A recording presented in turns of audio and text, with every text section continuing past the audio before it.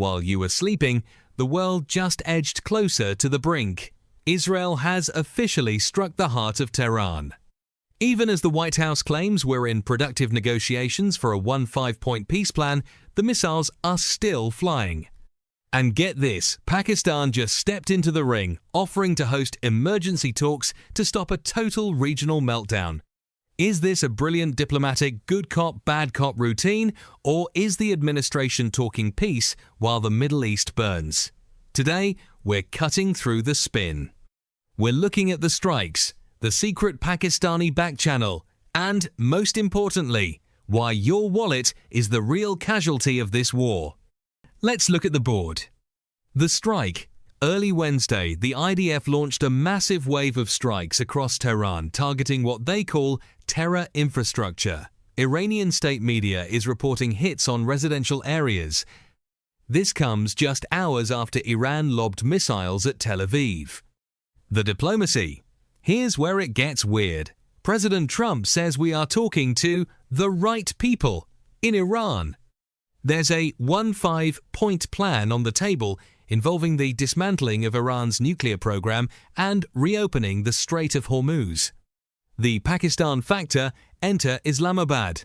Prime Minister Shehbaz Sharif has officially offered Pakistan as a neutral ground for U.S. Iran talks.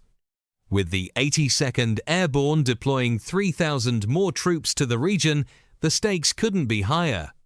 Are we watching a peace process or a countdown? Now, let's talk about you. Because whether or not you care about geopolitics, your bank account definitely does. Since Operation Epic Fury began, the cost to the American taxpayer has already surged past $11 billion. That's your money. For perspective, a single Tomahawk missile costs about $2.2 million. That could fund Medicaid for nearly 800 kids for a year. Instead, it's being turned into a fireball over a desert 6,000 miles away. But it's not just the war tax, it's the inflation tax. With the Strait of Hormuz effectively a no-go zone for hostile ships, global oil prices are screaming. Gas is hitting nearly $4 a gallon across the US.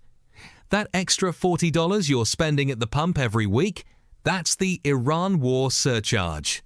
Think your tax refund is going to save you? Think again.